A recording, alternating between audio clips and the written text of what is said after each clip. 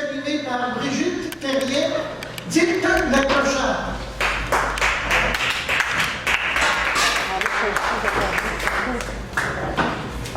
Ok, je ne vous dis pas bonsoir parce que ça fait longtemps que je vous vois, qu'on se voit. J'ai voulu animer cette deuxième partie avec Normand parce que j'avais le goût de vous parler de ce mouvement-là de la parole qui sévit littéralement à Montréal. Maintenant, c'est rendu ça fait des bébés, et ça commence à être assez puissant. Et il commence à avoir des gens vraiment intéressants à entendre. Pour l'occasion, je me suis dit, comment je prépare ça, mais j'avais vraiment pas envie de faire un historique documenté, alors ça va être très, très, très personnel. La façon que j'ai trouvé la plus facile à faire, c'était d'y aller d'après mon parcours. À ce moment-là, un petit peu après, je voudrais nommer tous ceux qui ont ouvert des micros depuis à peu près 7 ans et qui m'ont permis à moi, comme à beaucoup d'autres, de s'exprimer. Mais avant, je voulais donner, vu que c'est dans mon parcours, je voulais donner la parole à deux poètes disparus qui sont apparus dans ma vie de façon, on dit ponctuelle, c'est la première fois que j'emploie le terme ponctuel, et qui ont comme percé des petits trous dans la glace qui recouvraient mon rêve d'un jour faire de la poésie. Un rêve qui m'habitait depuis très jeune et qui a été comme enseveli par la vie, par la famille, le travail. Alors les deux, c'est surtout que ces deux poètes-là ont ajouté pour moi la dimension sonore à la poésie. Émile Nelligan, par la musicalité de ses textes, et il faut penser qu'Émile Nelligan écrivait ses textes pour les lire dans un cercle littéraire. Les lire ou les dire. Et il y a une différence pour moi. On peut lire un texte et le dire, comme on peut dire un texte et le lire. La différence, c'est dans l'implication du corps, l'implication de la conscience, l'implication. Dire un texte, c'est être. Et si j'avais mis une nom à la petite réflexion que je fais avec vous, j'aurais appelé ça le dire. Qu'est-ce que le dire? Et d'ailleurs, après, on va en parler avec Janine Saint-Denis qui mettait une importance énorme sur dire, exprimer, dire, être, en fait. Alors, d'abord, d'Émile Nelligan, un texte qui m'est arrivé un jour, comme ça, comme par hasard, je l'avais déjà lu, on le connaît tous, vous le connaissez tous, c'est un classique. Mais un jour, dans le cadre de mon travail, je vais quelque part et quelqu'un me dit va dans la cour en arrière, il y a plein de laminés à donner. Alors, les laminés, moi, ça ne me disait rien. J'y vais pareil, puis là, je vois un gros laminé du vaisseau d'or. Et je prends, je l'amène chez moi, et quelques semaines après, même idée, quelqu'un me dit voilà là-bas, il y a encore des laminés à donner, et je trouve le laminé d'Émile Nelligan. Alors je le prends, je les ai mis tous les deux chez moi, je les ai déménagés, je les ai jamais accrochés, ils ont toujours été appuyés sur un mur dans mon bordel, mais je les ai toujours traînés.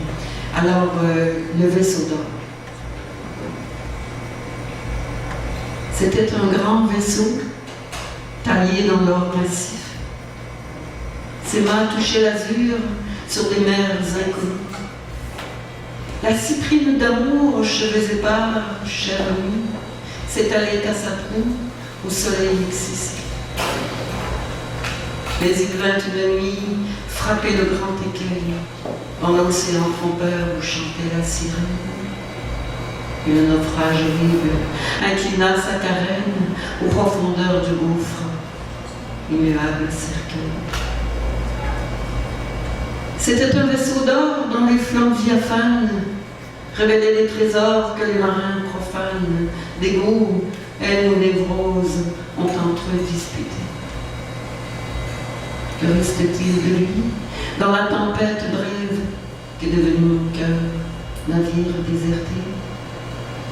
et la vacillation dans l'abîme du rêve.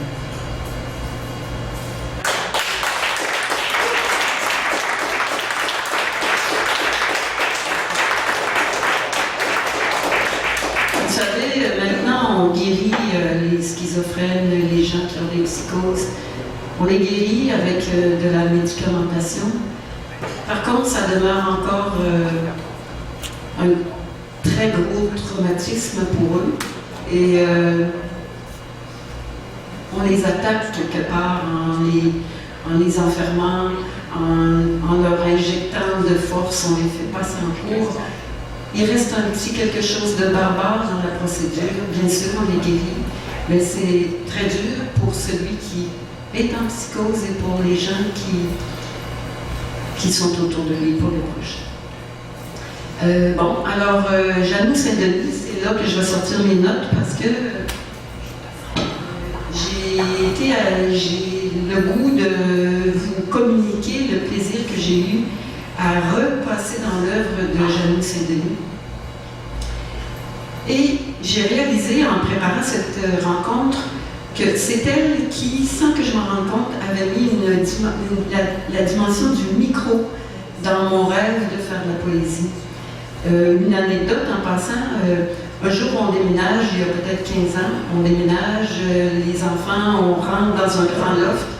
Il y a des beaux fauteuils que les gens d'avant ont laissés. Je fais, enfin, on va avoir des beaux fauteuils. Les enfants les ont brisés depuis, en tout cas. Puis là, je vais dans l'autre pièce, et dans l'autre pièce, il y a deux espèces de grands bureaux avec des tablettes. Alors là, je me dis, ah tiens, c'est vrai, je vais avoir enfin un atelier. J'avais raison, je vais avoir un atelier. Et entre les deux grands bureaux, il y a quelque chose comme ça, argent. Et là, je fais, mais c'est un pied de micro. Et là, mon rêve a réapparu, puis j'ai fait, alors c'est vrai, un jour, je vais faire de la poésie avec un micro. Et j'avais pas compris que c'est en allant aux soirées de Janou Saint-Denis à 2 ou 3 reprises que inconsciemment était entrée en moi l'idée de faire de la poésie avec le micro, c'est-à-dire dire ses textes. Alors là, on y va avec les lunettes et les notes. Sinon, je vais tout me mélanger. Je vais vous lire des extraits. Alors, on y va peut-être comme ça. Ah oui, je commence par un hommage qui a été fait à Janou Saint-Denis de son vivant par un de ses contemporains, Jean-Paul Daoust, au moment d'une fête en son honneur.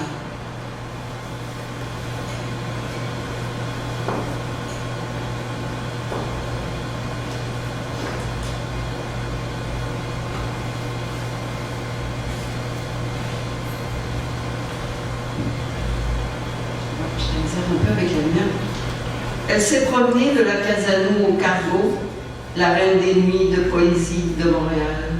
On dirait un ovni, always on. On connaît son rire, ses performances, ses désirs de fête illimités. Elle en a connu plusieurs, de Paris à Well, you know, when you're a star. Ses mots sont du sparkle sur le béton de l'âge. Son cœur est un taxi qui prend toutes les cartes. Illimité. Quand une star se fête, on ne sait jamais quoi lui offrir. Un speed, un Valium, du champagne, des fleurs, des jets. Un texte peut-être, en guise d'éternité, dans l'histoire locale. Moi j'ajouterais dans l'histoire locale, mais autre. On pourrait l'amener à New York et organiser un garden party sur le World Trade Center, ou lui présenter John Travolta. Mais elle le connaît déjà. Elle a connu la rive gauche et la rive droite et les autres rives. Elle a chanté, elle a joué, crié, hurlé et elle continue. Well, you know, when you're a star, who cares? I do. Elle porte son chapeau comme un paratonnerre, un toit chinois, où les démons glissent pour se noyer dans la sangria de l'heure. C'est une légende, Aldous, qui maquille tellement bien son désarroi. Un toast à la reine des nuits de poésie de Montréal, Jean-Paul Allard.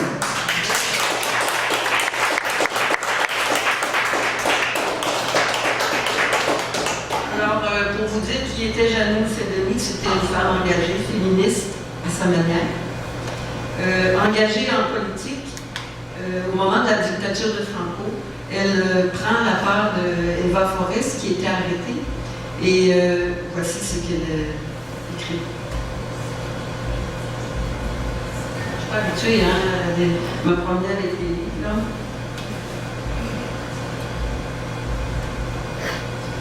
Eva, je te salue et te prolonge en moi et en toutes les femmes pour stimuler la vie, l'amour et l'espoir.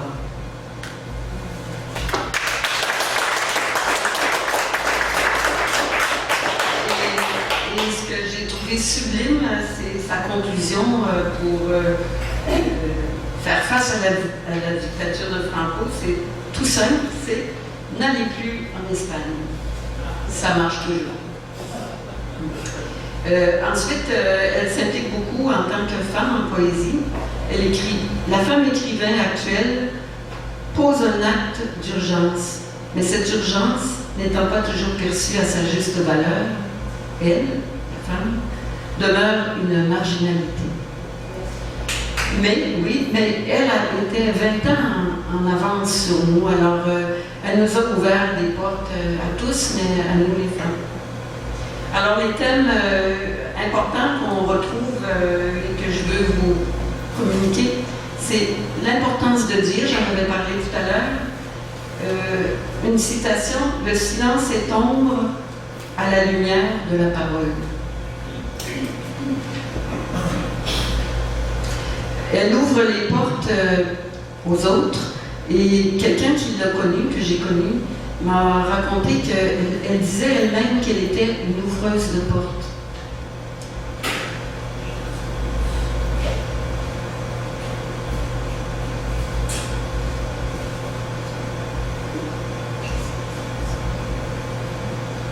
Alors si vous m'aimez, poète, comme je vous aime, n'attendez pas de sécher ou de m'empoisonner. Révélez vos urgences au plus sacrant. Que la salve des mots fasse sauter toutes les bornes.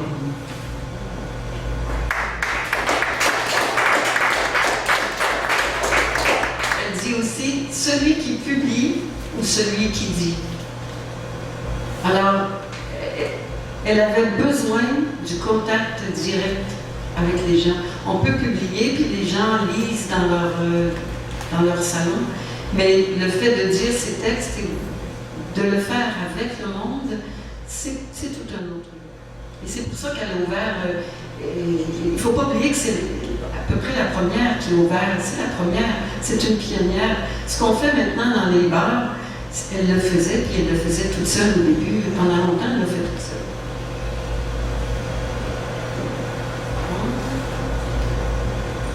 Elle parle beaucoup des enfants. Elle a écrit des poèmes pour ses propres enfants. Elle avait 2 enfants. Elle a même publié les poèmes, les textes de ses enfants. Elle dit « Les enfants chantent, jouent, dansent et rient, tant que leur rêve ne leur a pas été dérobé, tant que la liberté pourra se hurler. »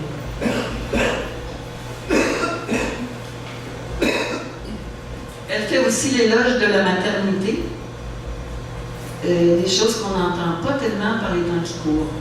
Ris mon ventre sur tes vergetures, tu peux prouver ta belle nature. Ris mon ventre sur les douleurs à venir.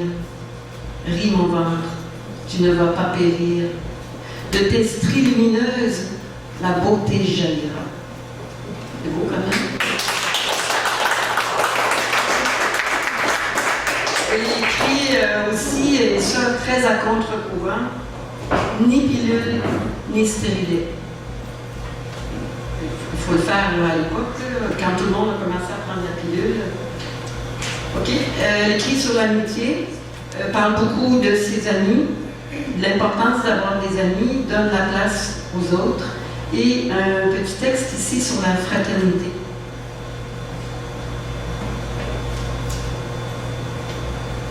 J'espère que je vous emmerde pas, là. Non, c'est déjà de la vie. OK. Il y a une faille très répandue, l'indifférence. L'indifférence à tout ce qui n'est pas pour soi, de soi, par soi, vers soi. Par l'énergie impérissable, nous sommes tous l'un dans l'autre, du plus petit au plus grand, comme une gigantesque poupée, comme une gigantesque interminable poupée russe.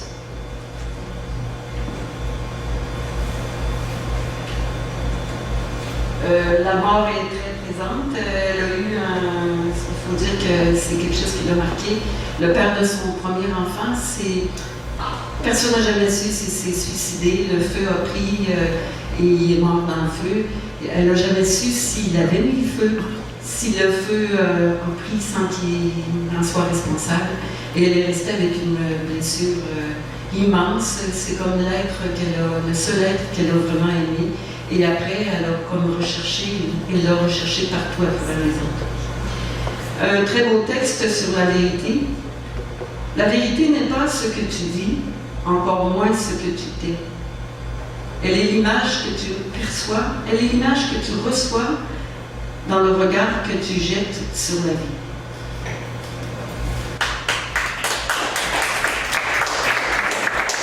Sur la liberté, je ne suis pas de celle que l'on aime, je ne suis pas de celle que l'on attend. Je suis celle qui passe avec le vent. Si tu es de ceux qui marchent avec leur éternité, alors viens avec moi, viens avec moi. Nous quitterons ceux qui marchent au petit doigt, à l'heure et à l'effroi, à l'heure et à l'effroi. Alors moi j'ai vraiment kiffé, hein? C'était la deuxième fois que je fouillais. J'étais à la bibliothèque, ils m'ont donné 5 livres qui ont à peu près jamais sorti. Et moi, j'en ai gardé 2. Alors, si vous voulez lire Janus Saint-Denis, la bibliothèque les fait venir de partout. Là. Moi, je l'ai renvoyé, puis je pense qu'il y en a juste 5 en plus. Alors, la liberté, c'est être. Nous n'en aurons jamais terminé avec toutes les facettes de l'art de vivre, l'art d'être. Alors, sa conception de la poésie, et ça, c'est intéressant. Elle était très, très impliquée pour faire ces soirées-là toute seule. Il fallait le faire à l'époque aussi. OK. Alors, là, elle parle qu'elle s'en va en vacances pour 3 mois parce qu'elle a tenu les soirées de poésie toute seule, elle n'est plus capable. Bon, elle leur a dit ce qui change pour moi durant ces 3 mois, c'est que je n'assume plus seule, enfin, les responsabilités de nos actions politiques. Je n'ai pas seulement 2 secondaires, Jean-Marc Castillo et Jean Simoneau, mais aussi tous les signataires qui couvriront le livre noir du CAP, Comité d'action politique. Ils s'engageront par ce fait à nourrir l'action politique et à relever le défi de la poésie dans la rue et dans tout lieu ouvert au peuple. Les organismes culturels m'ont écrit qu'ils ne sont pas intéressés à souscrire pour une institution du genre de la place aux poètes à la Casano, entre autres le Conseil des arts. Pour eux, la poésie se fait dans des endroits très précis, comme uriner dans les water closets et les portes fermées, s'il vous plaît. Eh bien non, la poésie, telle de Larousse, doit se semer à tout vent. La poésie se délivre à tout vent, révélatrice de l'essence humaine et puissante ciguë sur l'hypocrisie et le mensonge. La poésie est essentielle et urgente dans la lutte contre la robotisation, le chantage, la répression et les frustrations. Vive la poésie libre, vive les vers libres, vive les cocons cassés, vive les fêtes à la parole, vive la place aux poètes, vive tous les poètes.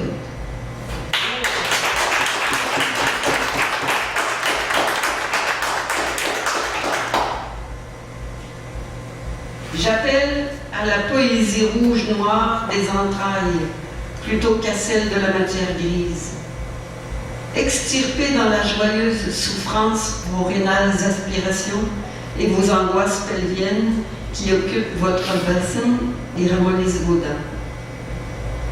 La poésie ne demande pas le respect mais la confiance. Issue de la matière humaine, la parole dévoile l'originalité et le rythme interne. Elle est le seul flambeau d'une race par sa complexité, même par ses diversités et par son évolution constante. La parole est un revolver chargé d'amour qui achève les inhibitions. Qu'elle soit de colère, d'affront, de tendresse, de lumière, d'ardeur, la parole naît toujours du désir débordant d'une communication sur onde directe, un besoin de détachement du sol. Comprise ou pas, la parole ne demande qu'à être entendue. Les répercussions sonores se chargent d'atteindre les récepteurs.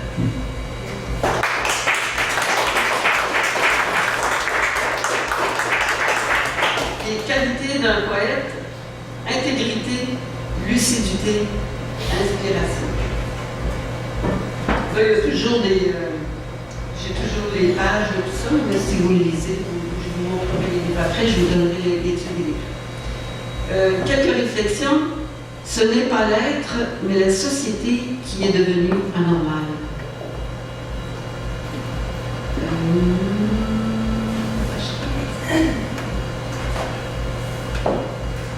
Une petite réflexion sur la vérité.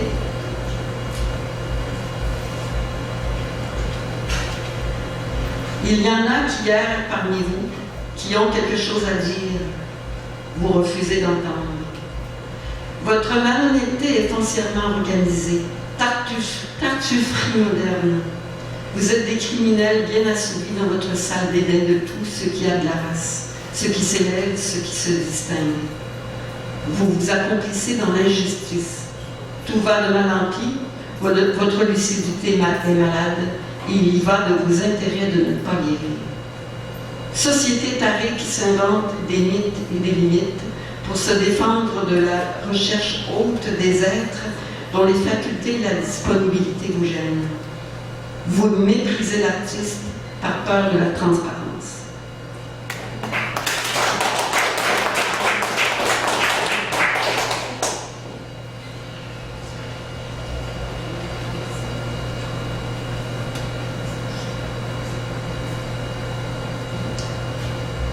La vérité n'est pas ce que tu dis, encore moins ce que tu es. Elle est l'image que tu reçois dans le regard que tu jettes sur la vie.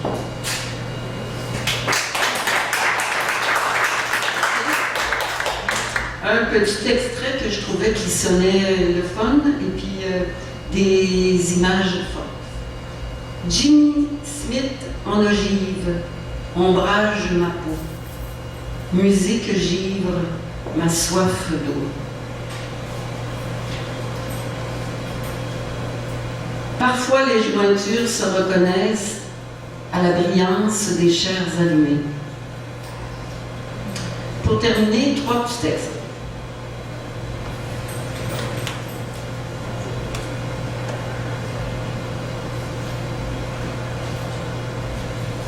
C'est des textes que j'avais déjà repérés la première fois que je les ai lus, puis même après une deuxième lecture, c'est encore les 3 textes que j'ai choisis.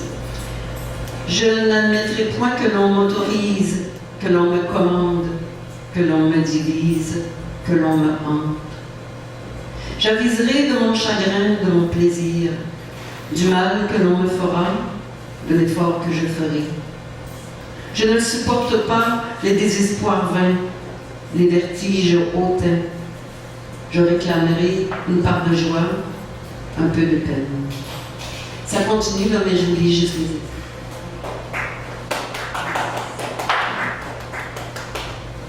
Ça, c'est mon coup de cœur.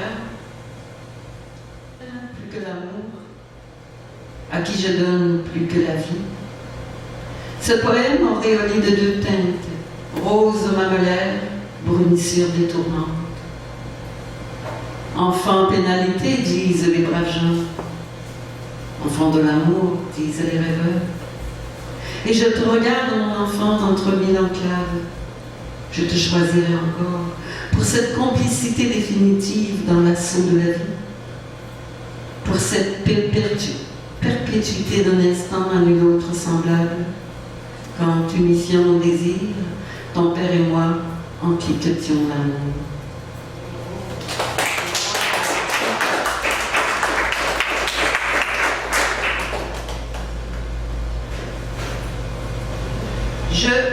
Jamais. Je, fugitive et sans regret, le pouvoir du souvenir n'est pas mon lot. Toujours présent en ma pensée, le passé en action poursuit vers le futur ascendant. La luxueuse solitude m'habite sans que le solitaire soit un état d'être. Je ne fuis rien, je cours à toi. Tel est mon élan, qu'un rien n'élève. Ha ha, ils plantent leurs piquets pour étouffer mon jardin. Ma verdeur est puissante, et l'astre qui la rougeoie asphyxie les semeurs de paille. Même les larmes de l'épuisement donnent naissance au tournesol, qui font éternuer les assidus du mur de répression.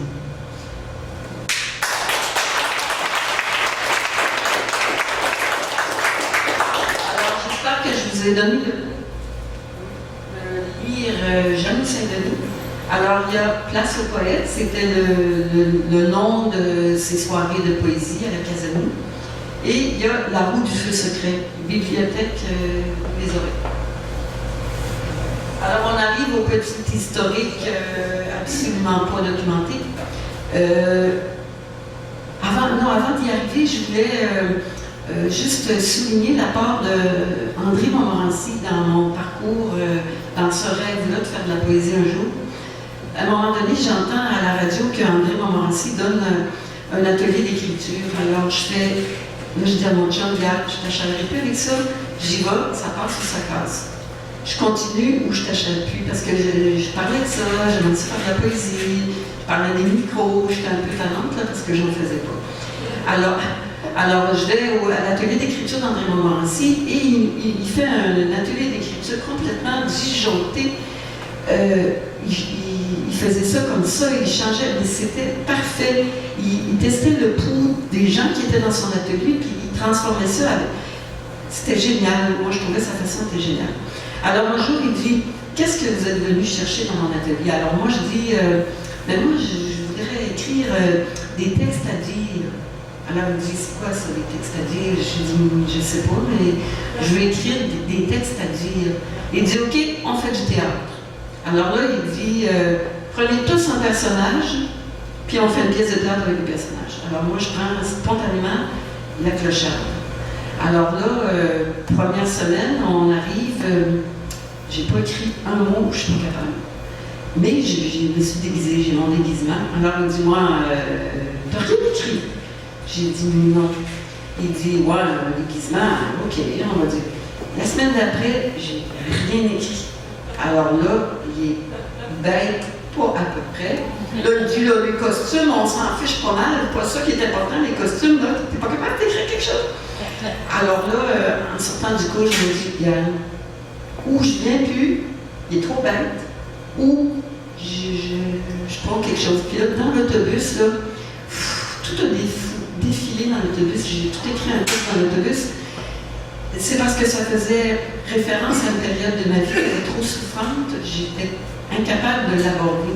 Mais à sa façon de faire, en fait, qu'il m'a obligée, j'avais pas envie de laisser tomber l'atelier, il m'a obligée à l'aborder. Alors là, on a fait la pièce de théâtre et il m'a vraiment encouragée, ce qui m'a permis après d'affronter le jugement du public et de rentrer dans ce monde de la poésie-là avec un personnage qui était la clocharde et qui faisait que je m'impliquais pas trop, c'était pour moi, c'était la clocharde. Puis la première fois que quelqu'un a dit en me présentant, au lieu de dire la clocharde, il a dit Brigitte Terrien, j'étais assise puis j'ai figé bien raide, je voulais plus aller en avant. Finalement, j'ai été obligée, je l'ai faite. Bon, alors c'est réglé maintenant, par exemple. Okay. Alors, bon, après l'atelier d'écriture d'André Montmorency, Guy Lepage a présenté à Tout le monde en parle Grand Corps Malade. Et en voyant Grand Corps Malade, j'ai fait c'est ça que je veux faire. Alors là, une amie, une bonne amie, ma petite Rolande, elle voyait que je voulais faire ça.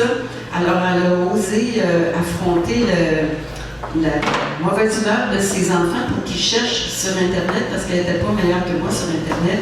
Et là, ils ont trouvé les soirées de slam que Ivy animait. Alors là, j'allais à la première soirée de slam, puis disons que j'ai dit à tout le monde, je ne vais pas voir personne, je vais tout seul, comme si j'ai l'air d'une folle, j'aurais l'air d'une folle tout seul. Et là, il y a Ivy qui présente, c'est un micro ouvert, et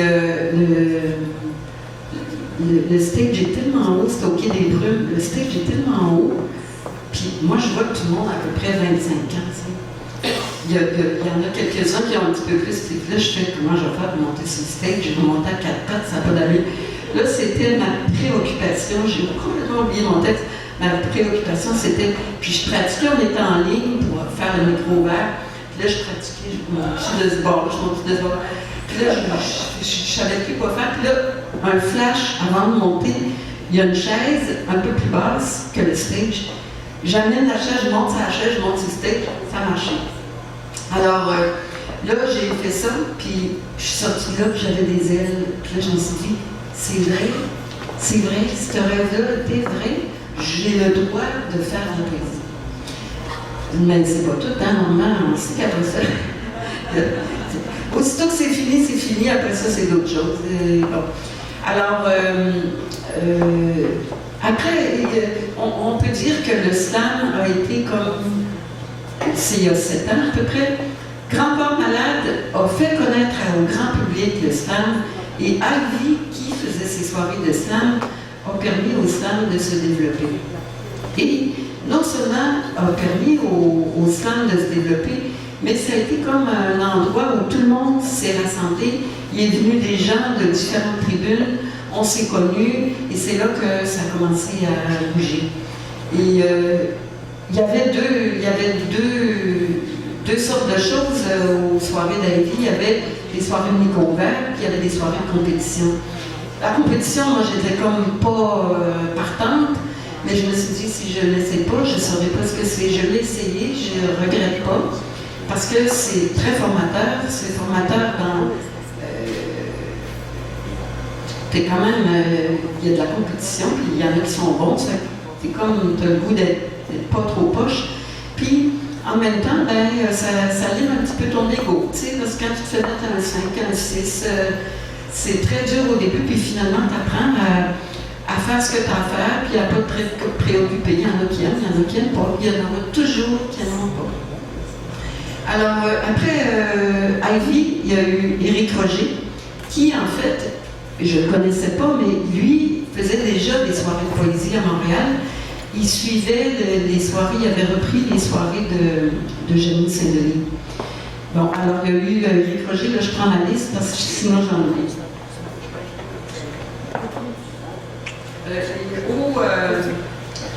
Aux soirées de Ivy, il y avait aussi Marie-Paul Grimaldi qui a été très active, Mario Cholette, Isabelle Saint-Pierre, Paolo Toffu.